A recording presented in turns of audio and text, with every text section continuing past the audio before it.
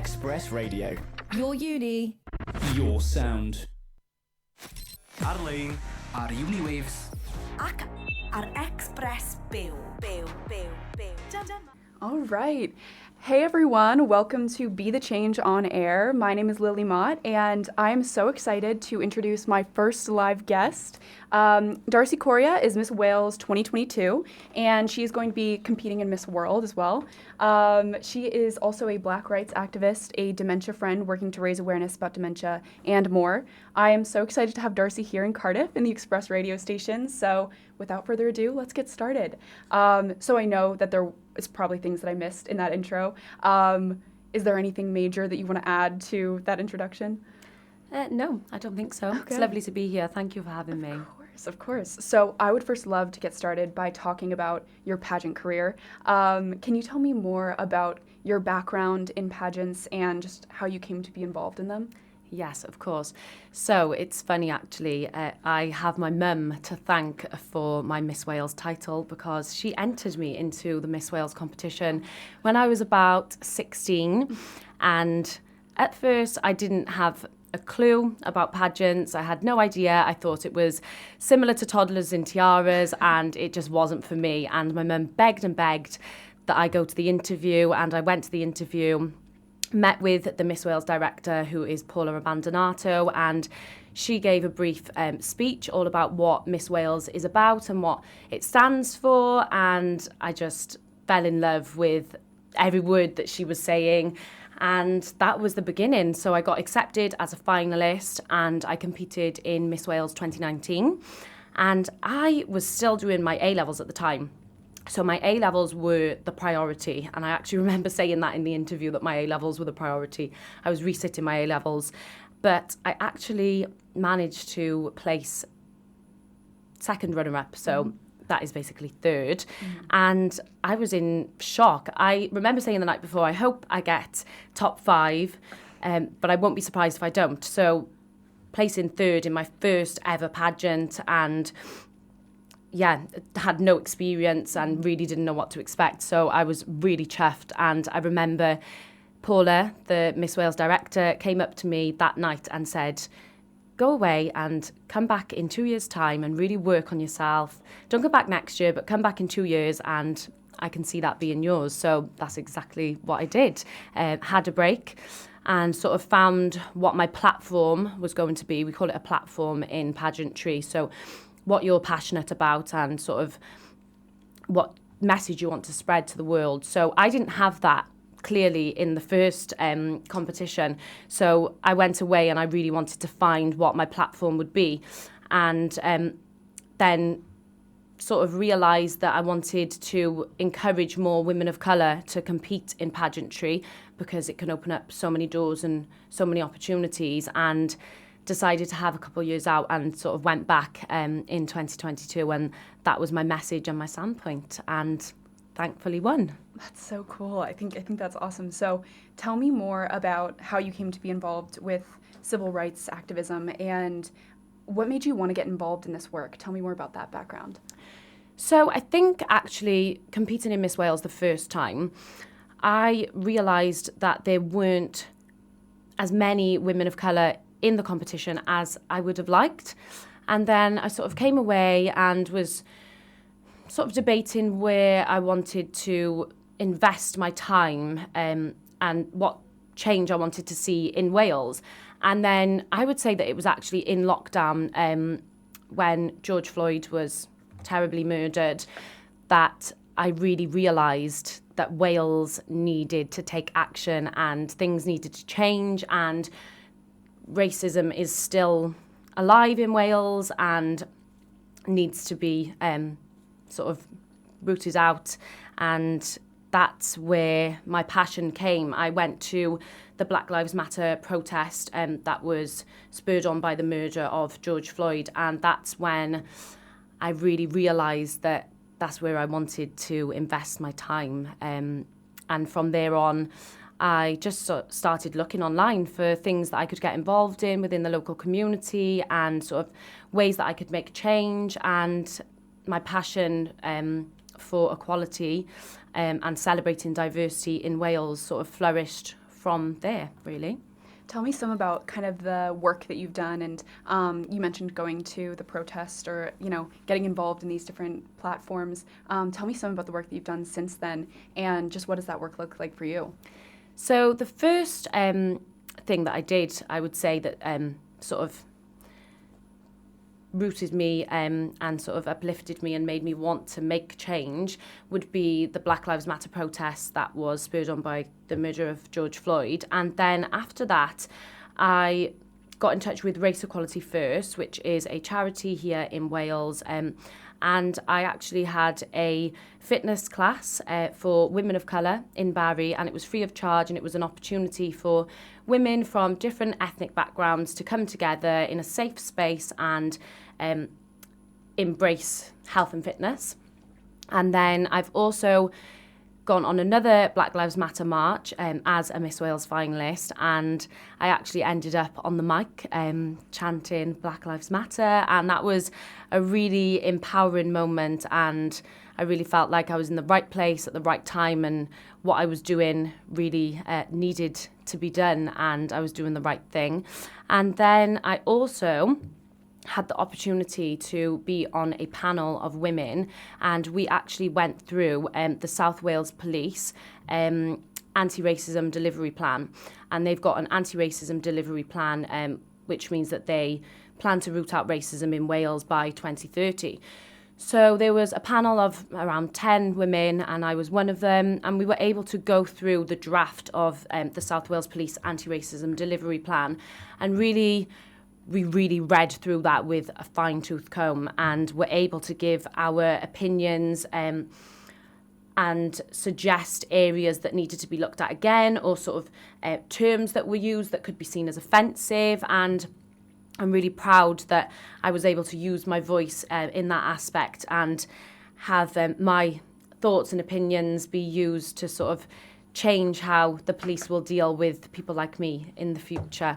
And I also held a anti-racism seminar with the Miss Wales finalists, and that was amazing. There was a girl from North Wales, a mixed race girl, and she shared some of her experiences, and I think it was a really touching moment for all of the finalists to sort of realise why I was so passionate about what I'm passionate about. And I feel that there's sort of an army of women now that are even more so ready to stand up to racism if they're ever a witness to it. Not that they weren't before, but even more so now. I think that they have the knowledge and the understanding of the topic even more. And I also went to Rainbows and Brownies groups. I don't know if you know what they are. They're sort of like guides in America. So I went to visit them in a rural area in Wales, and I held a workshop all about diversity. And I think it was even more so needed in a rural area of Wales rather than Cardiff, because Cardiff has diversity, and the children in Cardiff will see people who look different to them every day walking down the street. But in a more rural area like Lantwick Major, it's not as diverse, and I think that it was needed even more there. So I talked with the young ladies about racism and accepting each other for what they are and embracing their skin colour. And there was a little girl, she must have been about 6, and she put her hand up and said, "Oh, I'm mixed race, but nobody would know because my skin is so fair, and sometimes I tell people that I'm mixed race and they don't believe me, but my dad's your colour." And yeah, it was a really, really nice moment. So that is some of the work that I've been doing in Wales. Oh, that's awesome. Thank you for going over that. And I think it's so cool that it's so intersectional, and your work is really, like you were mentioning, women and women of color, and there's so many people involved in this work that you're doing, and I think that's so awesome. So I would love to know more about your work in the care sector as well. So you're a Dementia Friend and working to raise awareness. Can you tell me more about what that work looks like, or what it looked like for you? Yes. So during the pandemic, I found that I wasn't able to work in the salon as I was used to. So my friend said to me, "Oh, I'm working in a care home. Why don't you try it?" And I was so nervous. I had never worked with elderly people before. I'd never worked in the care sector, let alone with people with dementia. So I was sort of going in completely blind, had no idea what to expect. And I ended up being there for 6 months, and I learnt so much. It was an amazing time and a wonderful job. I absolutely loved that job.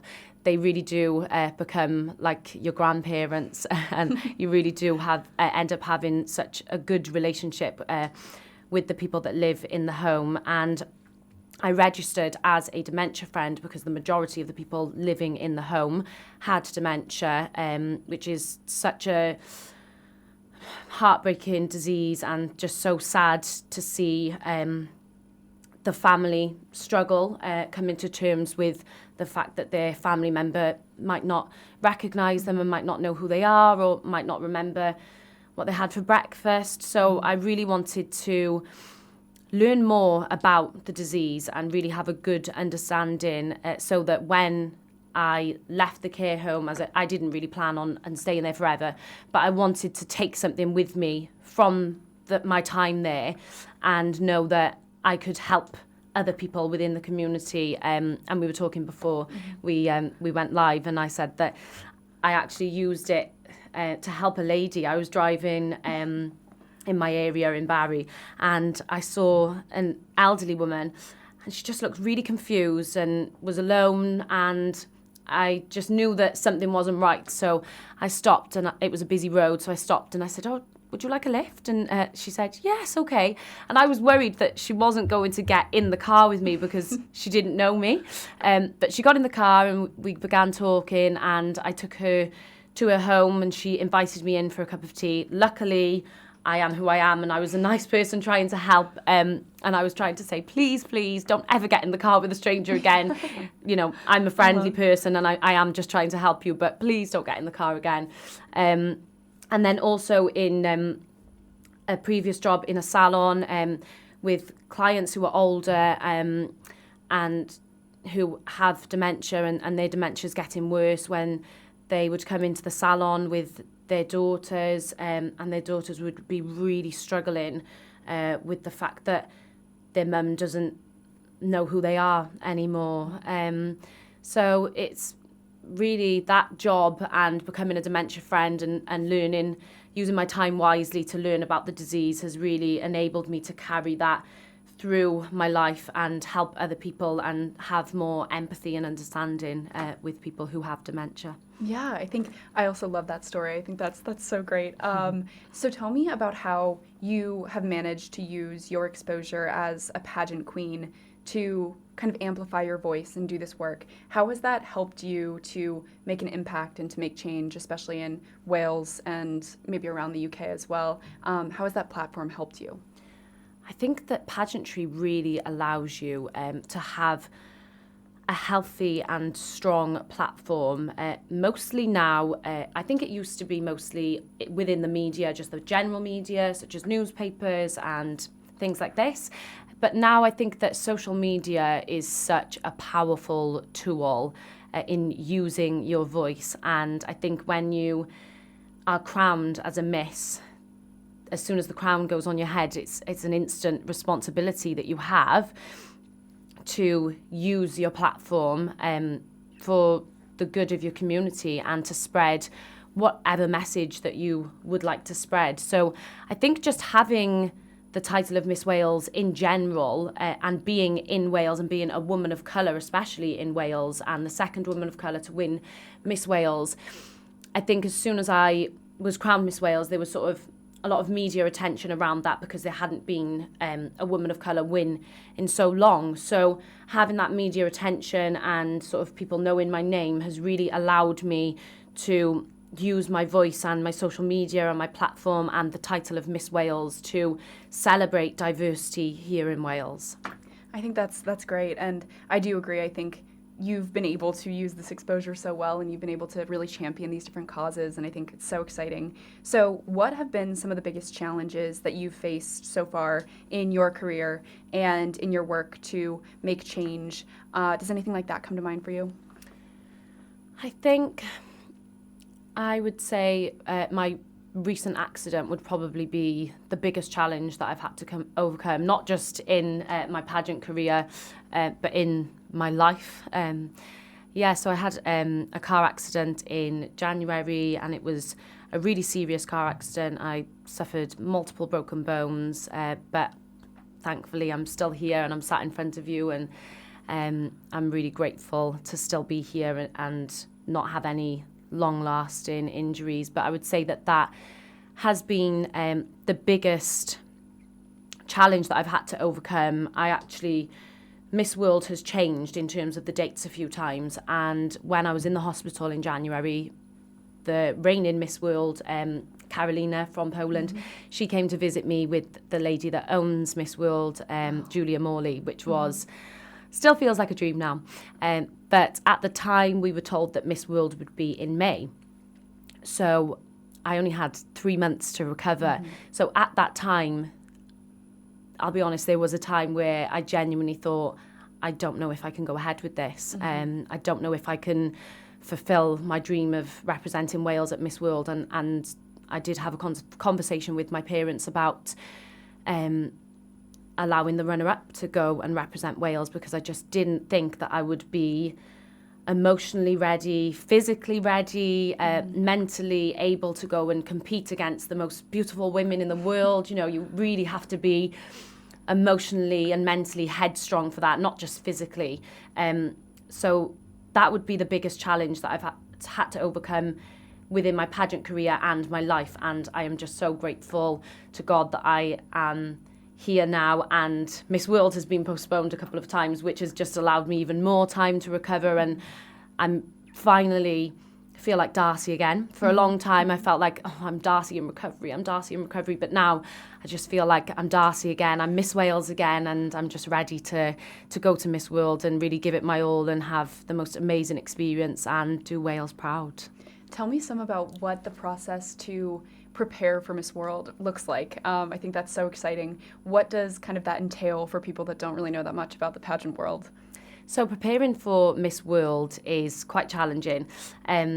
Not so much so in terms of knowing my platform and knowing my messages. I think I am really headstrong in that I know what message I want to send the world, and I've been true to that message and stuck to that message throughout my journey as Miss Wales. So it's not a challenge as such in that sense.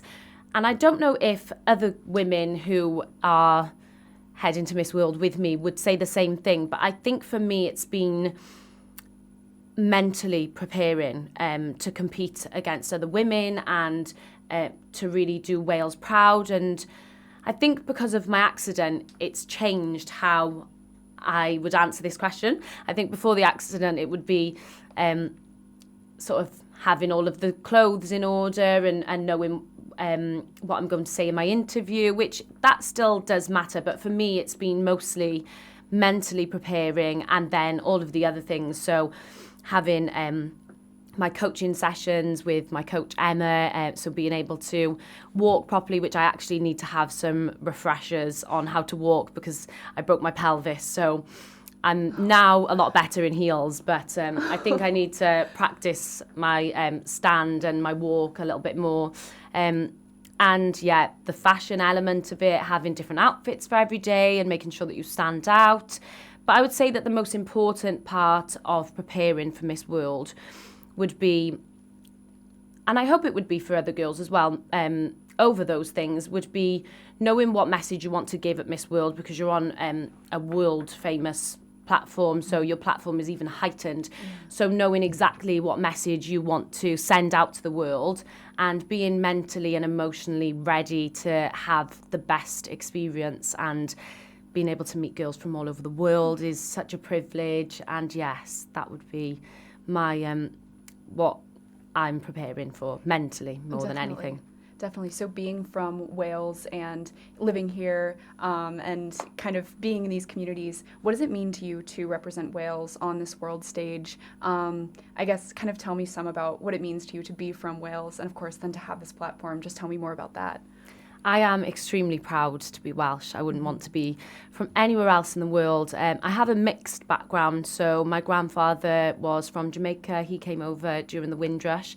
So I think the fact that he came over and he ended up living in Cardiff makes me so proud to be Welsh, because he came from a different country, from Jamaica, and he ended up settling in Wales. He chose this country, so he sort of chose this country for us.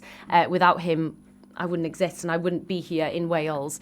And then my nan's family are also Cape Verdean and Yemen.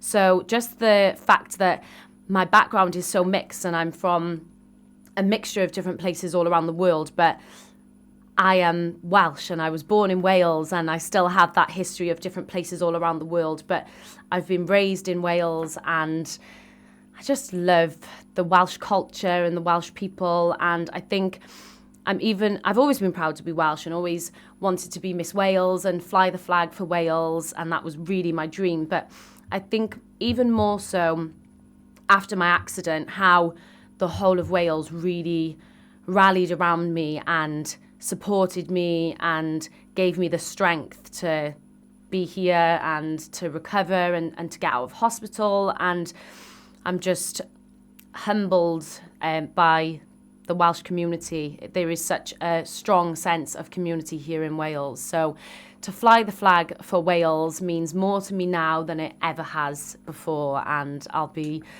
so proud of myself and just so happy to represent Wales. Definitely. So as far as this change-making work that you're doing, but also your career, are there any words of wisdom that you really like to live by, or kind of a life motto maybe that comes to mind for you that you just really try to strive by and that you think about a lot? If you believe you can be it, you can be it.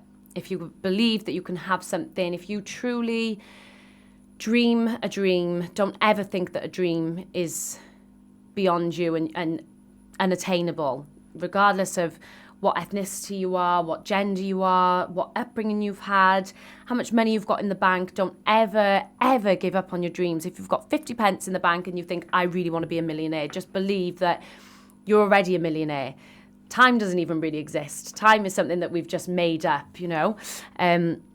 Think to yourself, I am a millionaire, but just not right now. I've got 50p in the bank right now, but one day it will be a million. Or if you want to be a singer, if you want to be an actress, just never ever give up on your dreams, and don't ever think that your dream is too small, or don't ever let anybody tell you that you can't have that dream and, oh, you're from Wales, you know, you're not going to be a world famous singer. Don't ever listen to anybody that says anything along those lines.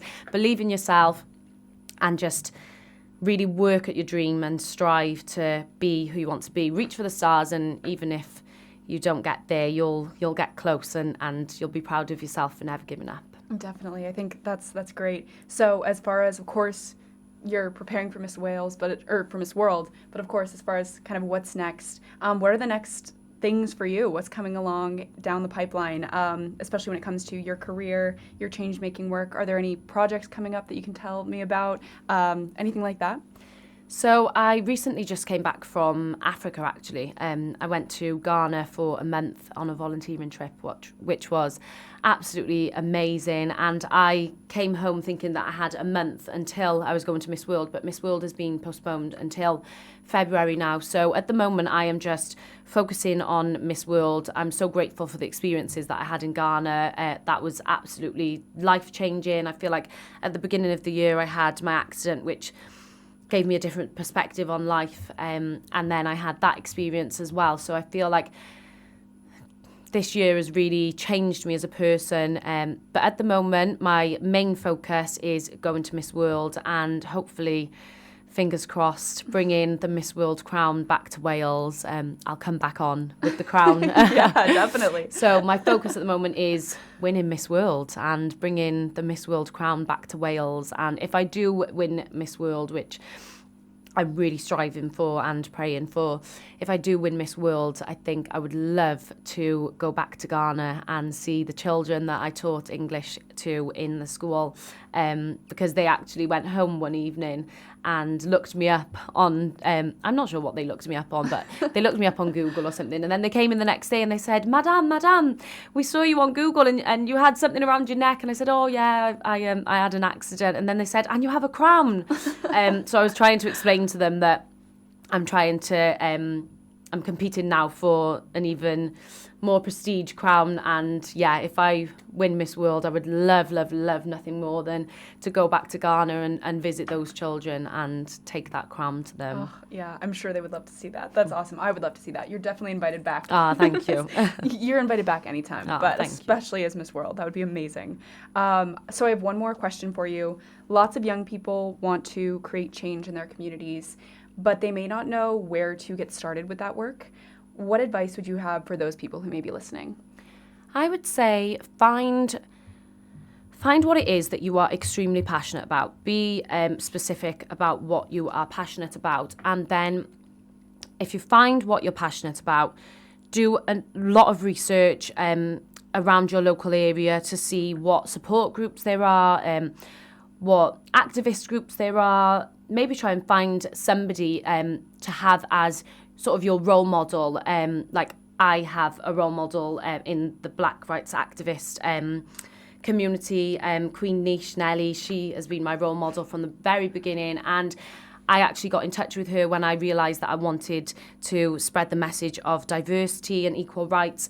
And I got in touch with her via Instagram and just said, look, I really want to make change in Wales and spread the message that we should celebrate diversity. And she was sort of a mentor to me and really opened some doors for me and allowed me to embrace my passion and make change. So I would say try and find somebody within your community that is doing what you would like to do, and just message them and say that you really want to help in whatever way you can. And I'm sure that they would be more than grateful to have your support and to help you sort of get into your activist work. Yeah, definitely. And what are the best ways for people to follow along with you and your work, especially as you go on this Miss World journey?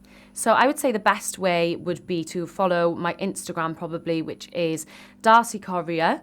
And there is the Miss Wales Instagram as well. The Miss Wales Instagram is good at updating everybody as to what we're doing.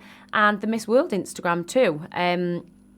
Yeah, and then local media outlets. But I would say Instagram, I'm good with my Instagram. I'm always sharing what I'm up to. And at Miss World, I will be very active every single day, sharing what I'm doing. So if you want to follow my journey, head over to my Instagram. Perfect. Thank you so much for coming on, and I'm so glad that I could have you here in Cardiff. This has been so much fun. And thank you everyone for listening. If you want to talk about anything I mentioned or we talked about, please reach out to me or to Darcey, of course. But my email is lily@bethechangepodcast.org, or you can also reach out to me on Instagram at bethechangepodcast. And next week, I'm going to be joined by representatives from Cardiff University's chapter of the Friends of David Knott Foundation, who are raising awareness about the David Knott Foundation's work to train doctors to surgically treat patients and save lives around the world. So listen live to that interview at 5 p.m. next week. But until then, be the change you wish to see in the world. Thank you again, Darcey. Oh, thank you so much for having me. Of course, of course. Bye, guys. Bye.